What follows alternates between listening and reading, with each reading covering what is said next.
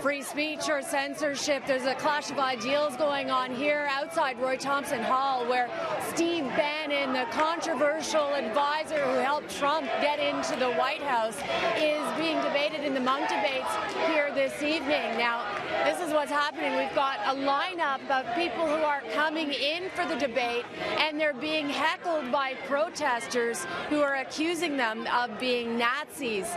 The temperature is really rising with some harsh words being exchanged.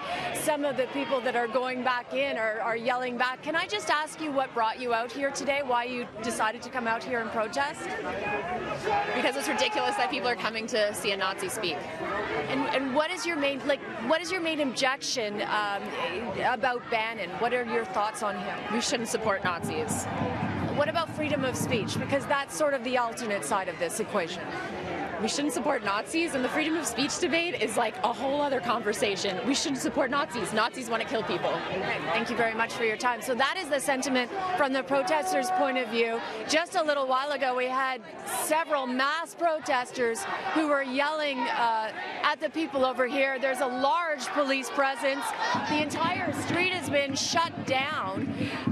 Again, all because Steve Bannon will be debating at the Monk debate this evening. And he has quite a colorful history when it comes to President Trump. Send in Steve Bannon. Send him in.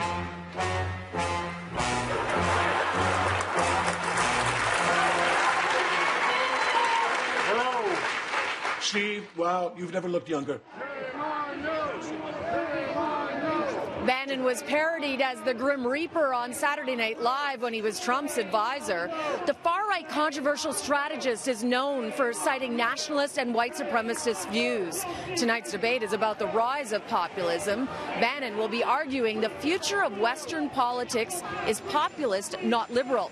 But should he be barred from speaking? Well, there are two different perspectives on that, as you just saw a little while ago.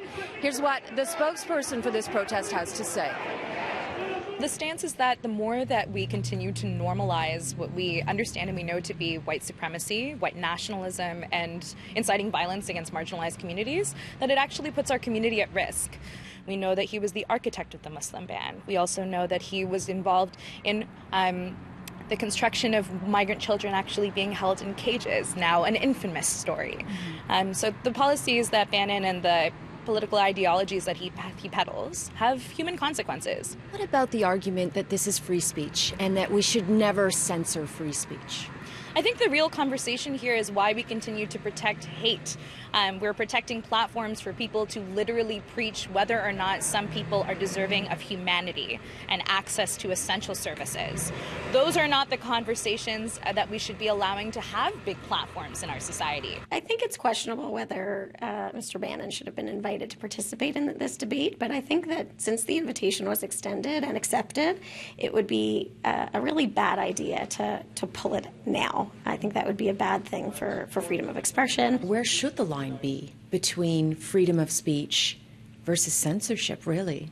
Well, I mean, I think we always tend to prefer more speech over less. So we'd rather give people like him an opportunity to say what he'd like to say and for others to speak out against it, for it to be countered.